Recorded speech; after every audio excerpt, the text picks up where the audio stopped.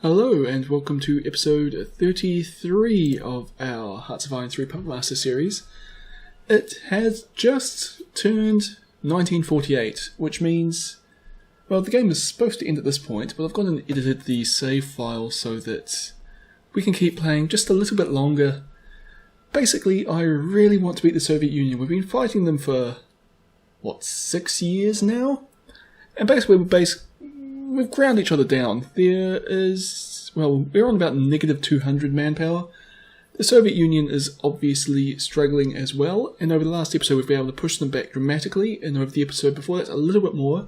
So I'm hoping over this episode, basically the Soviet front will collapse and we'll just be able to drive them back.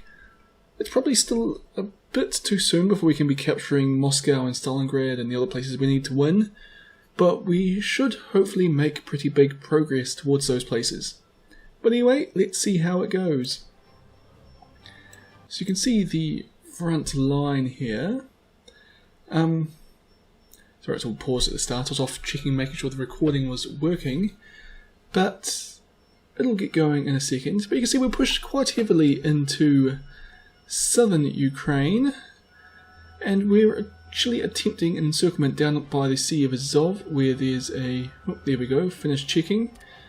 So political map mode, here we go. So all the German territory we've gained from the Soviets. You see the Soviets are still in northern Poland, but that's not that bad. And yeah, negative 211 manpower.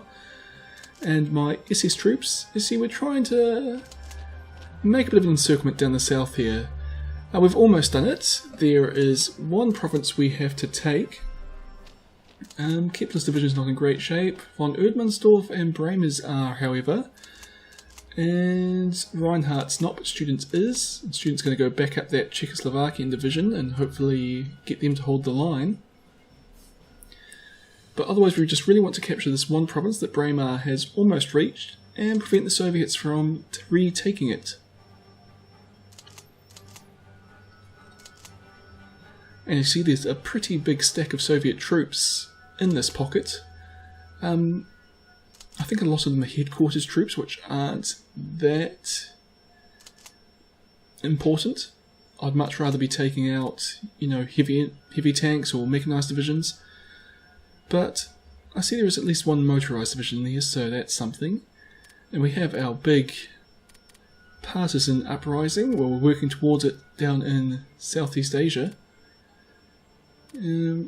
Just keep building up our strength for now. It's been a while since I was last looking down here, so you can see there's quite a few new partisan cells. And they'll just build up their strength in preparation for a revolt. Oh, there's even one in Haiphong. Okay, things in Asia aren't really going great for us though. We're being driven back in Persia, and you see the Soviets have also invaded India. So it's really not going well. And we're almost there. I'm running the game very slowly for some reason. It's now the 2nd of January. Send von Erdmannsdorf in to capture that province. And Bremer will take a more, let's call it a strategic position where I can shift him around the front quite quickly. Down to negative 188. Okay, well, we've got to be there soon. 1 o'clock on the 4th of January, so less than a day. And of course Bremer has to hold the line against all the Soviet troops that are trying to retreat. There we go. But looks like they're going to do it alright. It's only one infantry division trying to retreat. The rest either stopped or they were headquarters. Actually no, headquarters would still be there, so they must have all just stopped the moment they saw that my troops were getting in the way. And the Soviets are attacking across the line to try and break through. But, well, my SS troops aren't great at defending. They should do alright against infantry, which is what they're fighting for the most part. Well, actually it looks like von Erdmannsdorf's the only one that's under pressure now. But they've got a couple of divisions, well, one division going to support it, which has actually just arrived. Kepler's division, which actually looks like von Erdmannsdorf probably could have handled this by itself. Once those guard divisions has been knocked out, which will be pretty soon, should be pretty straightforward.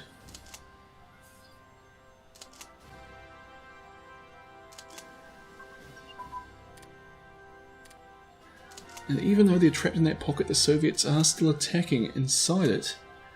Not sure how they're getting supplies, but whatever, they're managing it.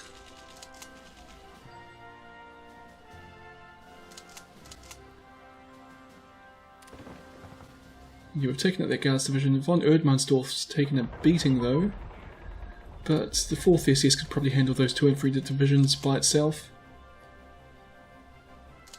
Now students under attack in the south. And von Manstein, a panzer division with 563 troops. I'm going to set it as a priority, and now I'll actually just suspend it. I need the manpower elsewhere. And the thing is, that division, it's going to take so long to get back up to useful strength. I'd rather just send those 500 soldiers somewhere that's already going to be useful. Like, they might join the SS divisions. Bit of a spoiling attack here by Reinhardt. Won't shorten our line anything, but it also won't extend it. And it does protect Bremer's flank. And now Bremer's under attack by a mechanised division, which is a lot harder than, well, the infantry divisions they were fighting earlier, but we should manage still. And students taken a real beating, but the Czechs, I think that's Hungarian. The Hungarians managed to hold him up, well, keep him alive. So we'll just leave student where he is for now and give him a chance to get some organisation back. And von Erdmannsdorf as well is in a very bad spot. So we'll just leave Kepler there protecting it. More underground. And I'll pop them in India. What I'm thinking here is if I have a couple of revolts along the little peninsula, I can actually cut any of the Soviet troops in India off from supply. Especially since they won't be able to transport supplies down that way by ship, thanks to my basically controlling, well, the Northern Atlantic Ocean. And let's go for a revolt here. Hopefully I've got enough. Every one of these I change will try to raise a single brigade, regiment I suppose, of militia. So they're not powerful units, but hopefully by weight of numbers they'll be able to kind of overpower the Australians in Indochina here. Not really sure what the objective of this is, to be honest. Like, the Australians aren't hurting us, they're not fighting against, well, they are fighting against us, but not actively. So it's not like they're going to take troops off the front line. And Indochina is not really crucial for our war effort at the moment, but, well, whatever, we'll do it anyway.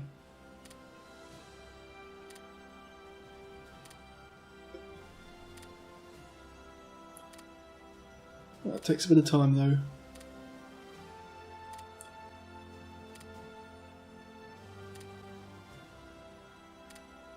And like I said back, well, a few episodes ago when I first started using partisans, you can also use these as a cheap source of manpower. Basically they'll all revolt, and if things start looking bad I can disband all the units and get a few brigades worth of soldiers out of them. So there's our revolt. Of course, every time a brigade captures a province we lose the partisan cell in that province, so it actually hurts our reinforcements. And okay, I can't create new headquarters. I don't particularly want to control these guys myself though, so I'll just attach them to whichever headquarters normal and nearest, which looks like the 9th Army Corps at the moment, or the 2nd Corps now. And Kerch. So I think I'm actually attaching these guys to Oberkommando Europe. Yes, that's not really ideal, but whatever. As long as the computer's controlling it and not me. Actually, this is a much easier way of doing it. Just collapse all and just drag them to Oberkommando Africa. Okay, this is a lot quicker.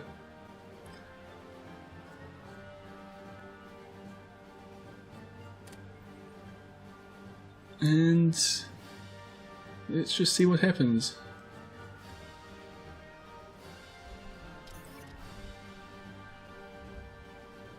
Building lots of convoys and escorts because of course I've got no manpower, which severely limits my ability to build things. I've got one panzer division coming. So yeah, let's build some industrial capacity. Kind of stupid because it's just going to make this problem worse, but hopefully by the time we built that we'll have a few soldiers that we can actually build useful things. More partisans. And again, these partisans aren't actually doing anything. Well, this one brigade's being attacked by the Australians and not doing particularly well. And while this is happening, Bremer's been almost defeated, so I've seen Kepler into support. It's going to be a while. 4 days until Kepler arrives though. So Bremer's going to have to hold out for a while.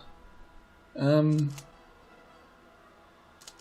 really want to send Reinhardt in, but the student's not really in a position to hold the line.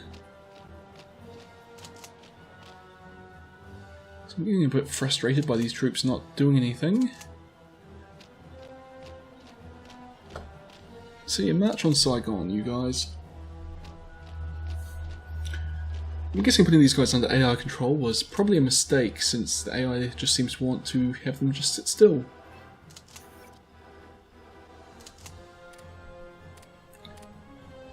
But I've got these guys being built, so I might as well just keep chucking them into Southeast Asia.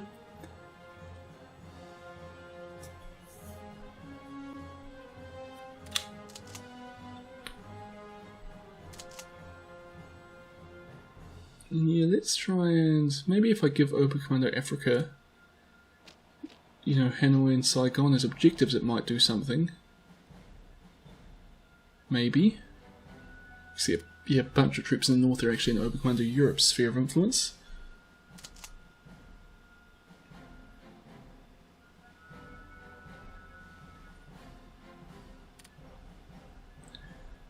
And yeah, Oberkommando Africa still not doing anything. What's happening over in our encirclement here? Bremer's been driven back. I'll get Reinhardt to support whoever I sent to rescue Bremer. Well, it's not really rescuing Bremer, it's completing the encirclement.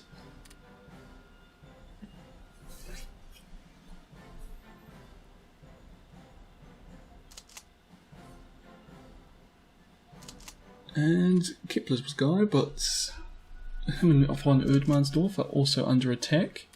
And Reinhardt's not supporting. There we go, that's better. Makes it a quick victory against the 2nd Guards Division. But Kepler's going to have to win the defensive battle before it can move in to finish the encirclement. And you can see all the Soviet divisions trying to get out as quickly as they can. But Kepler will be there soon. And then of course they'll have to win a defensive battle. And the Hungarians and the Czechs and the Austrians are all actually closing in on the Soviets from the other direction. So they'll be under a lot of pressure here. I'm going to send Bremer back in to support. It's not really in a great position, or in terms of organisation and manpower, but it's better than nothing. And I still kind of think I need Reinhardt and Student on the front lines there. Well, I've got a bit of depth and I've got a few allies there, so I probably could actually pull them back.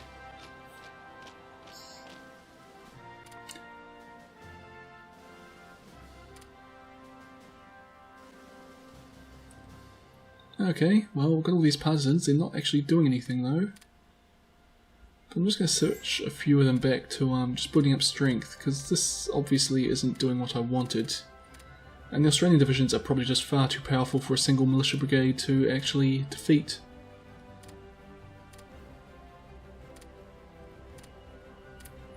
But we'll just let the Australians march around, kill my militia. We'll inflict a few casualties on them.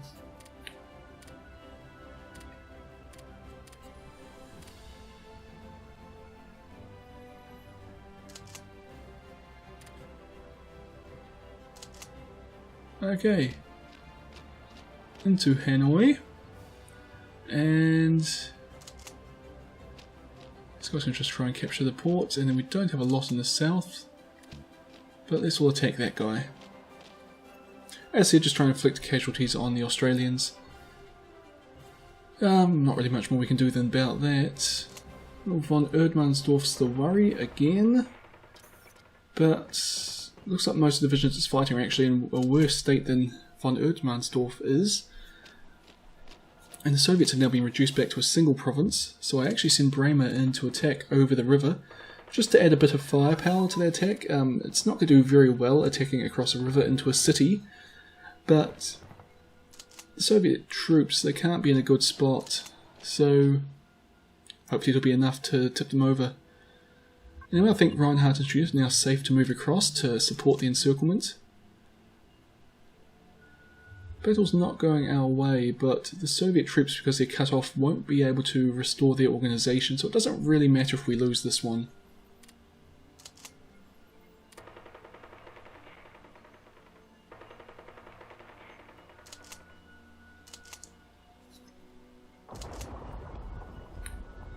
And Reinhardt's in no condition to hold the front line, but looks like the Soviet troops facing it aren't either.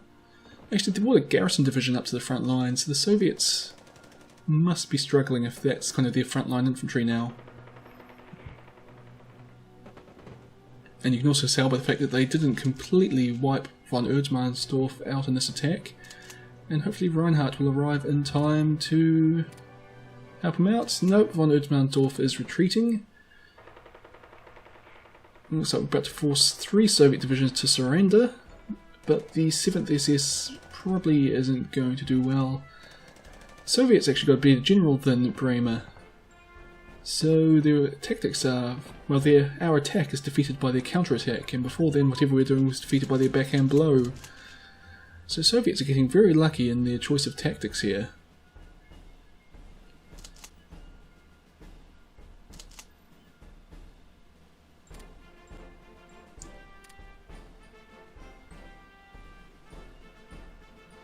More underground resistance in India.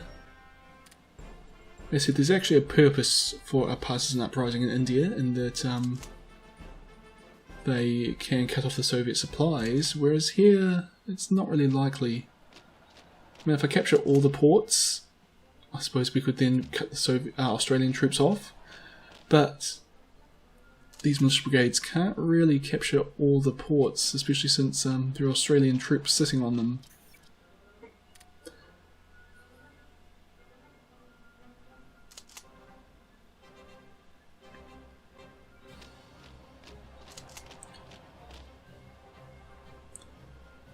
There's still a few Soviet divisions holding out in, what, let's call it Dnipropetrovsk. I really should have actually looked up at some point how to say that city, because I've said it so many times this game and I still have no idea how it's pronounced. But for now, let's just leave Bremer there, recover some organisation. Reinhardt's under attack, but no concern there. And while all this is happening, my allies have actually been pushing around. Like, I've been struggling to finish this encirclement, but allies have no concern pushing forward across, well, the entire breadth of the front, really. Almost reached Kursk. Very famous battlefield, but yep. Kharkov as well is another important city. And I'm just having a little look at the map. Actually, I was really looking for Prokhorovka, and I couldn't see it even though it's right in the middle there. But yeah. I was actually just wondering whether they bothered to name a province after that kind of unimportant village. Except for in a historical World War II sense. That is, it's quite important for World War II history. Mainly the biggest tank battle in history would happen there.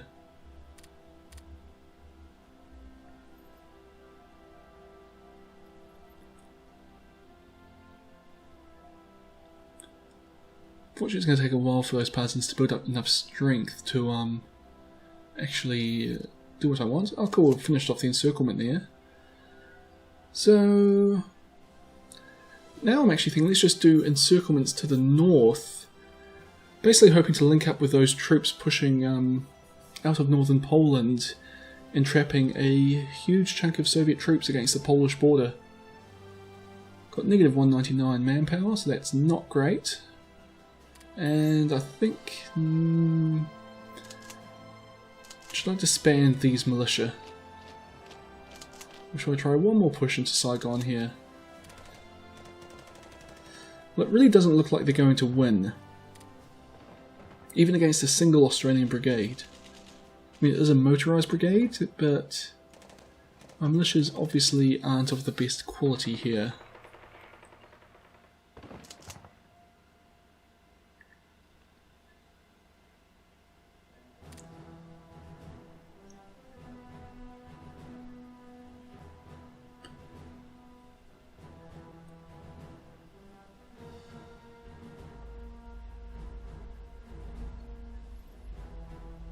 Just kind of having a look around the world, seeing what things are like, and really it's pretty standard. I mean, since I didn't let Japan into the Axis, they haven't done anything after they conquered China.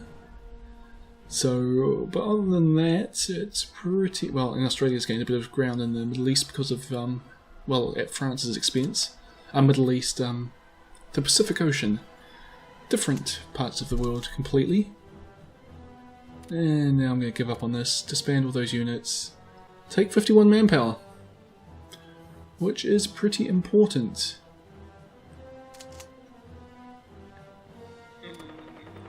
Yeah, we'll just leave these guys for now. They're about to lose and then we'll disband them.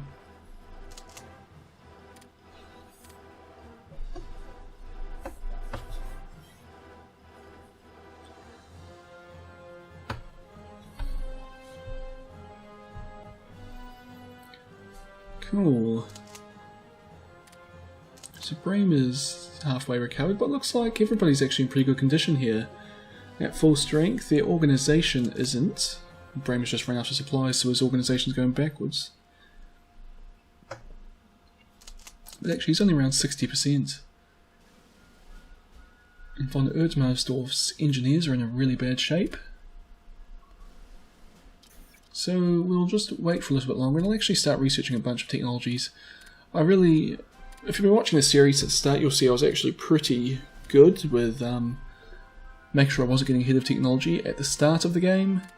But about 1946 I kind of gave up on keeping track of things.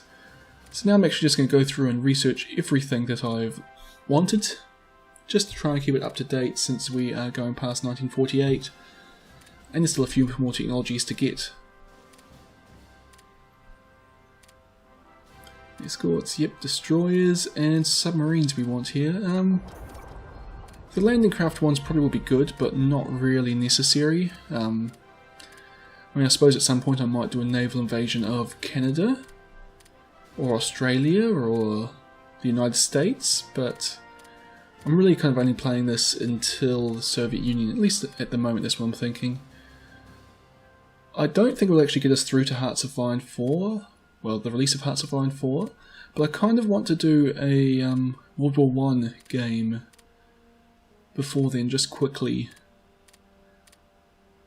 But for now, we'll just finish this one off, as I really want to beat the Soviet Union.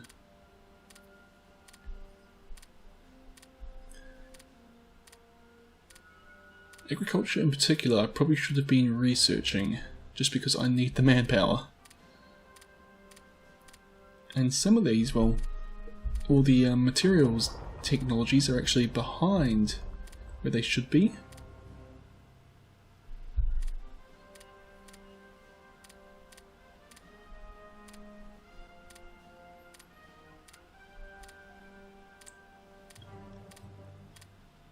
I researched so many land doctrines. I mean, it's kind of necessary, well, not really necessary as Germany, but not a bad thing because you're so reliant on the strength of your army.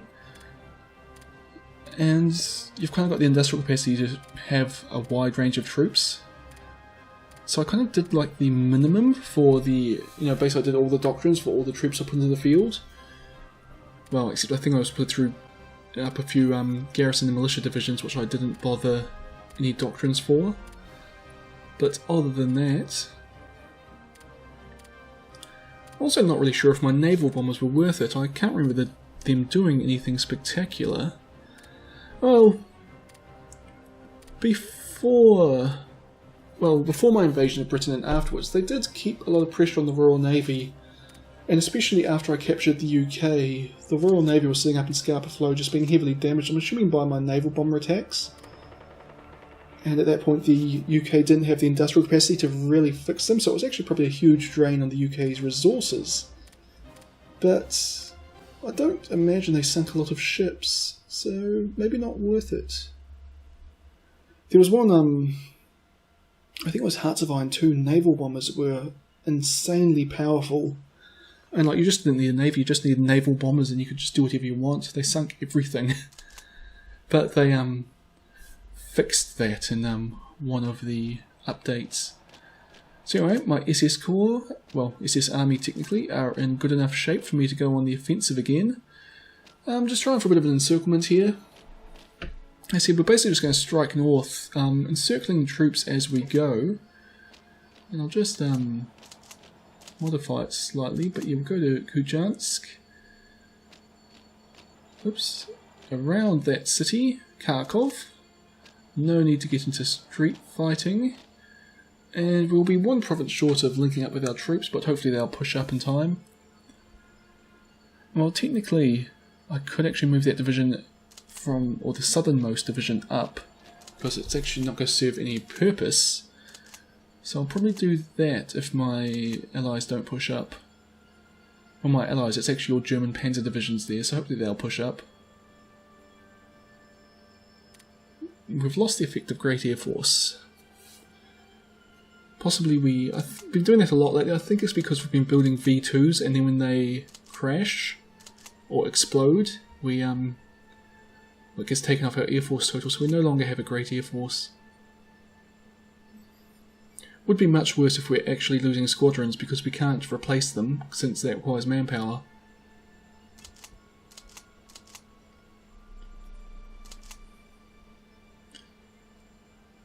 And Moscow's actually getting pretty close. So I will just move everyone around one more province. And yeah, I might as well just go. It's only a small encirclement, but we're out of supplies. Well, we'll just pop you there, and Reinhardt can finish the encirclement. So only 2 divisions trapped, but well, they can't all be massive encirclements, especially when I've only got 5 divisions to play with. And then I guess after Kharkov, we're going to head north to Kursk, being our next encirclement. And the Soviets aren't really counterattacking, but well, I've taken Kharkov, so we won't bother having to wait here. The SS can just keep moving forwards and try and do some work around Kursk. Just wait for that last division to be destroyed before we'll move our divisions, or at least the divisions near the encirclement. And unfortunately we've got to wait for supplies here. And the Soviets will be defeated by the time they get back. And we've got the plan sorted, we've just got to wait for Kepler to get supplies so I can give him some orders. Here we go. Head to Tim. And again, I think we might be one province short of actually completing the encirclement. But we'll figure something out. Worst case scenario, I should be able to move it in tighter around Kursk, and hopefully that will be able to do the trick.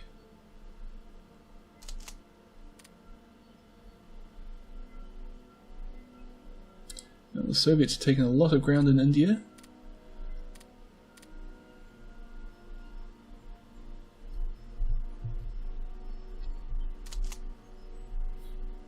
And they've got a bunch more partisans in Indochina again. So more manpower for me. And I'll flick a few of these back to building up strength. I mean, the Australians, they don't really seem in a particular hurry to take back their land. Well, not their land, the French's land. Well, probably really the Vietnamese's land, to be honest, and the Laos and Cambodians, but it's definitely not Australia's land.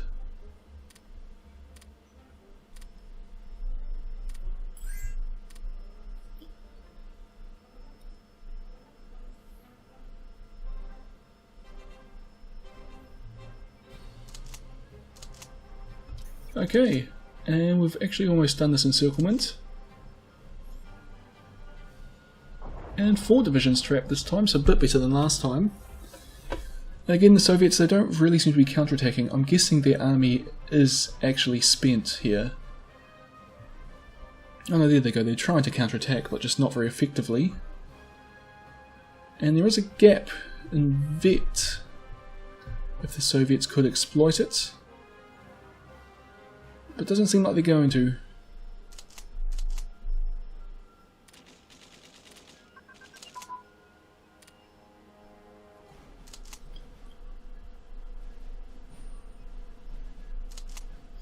And I don't even know what the next city north of Kursk is. Orel? I think it is Orel. So that's obviously going to be our next one. I'm just moving Bremers and, well, everyone around one so that we can close the gap at Vet, but we're going to have to wait for Reinhardt to win this battle. But that will be next time. So, well, my goal was to get the Soviet army to collapse. I think I've actually done that. They don't seem to be fighting very hard at all. And we have encircled a few divisions. We've taken back a lot of ground. The Soviets are clearly on their way out. And I'm actually getting pretty close to my, well, let's call it operational goal of trapping a large number of Soviet divisions against the Polish border. Basically, I've just got to move forward, up, well, north, capture Orel, capture probably only 2 or 3 more of these little encirclements I've been doing. So it's only a couple more months, and we're basically linked up with our troops in the north, driving towards Moscow. And once we can do that, it would make this, well, a much shorter war and bring the end of it very close, because this war has been dragging on and I really want to see it ended. Anyway, I hope you've enjoyed this video, and I'll see you all next time.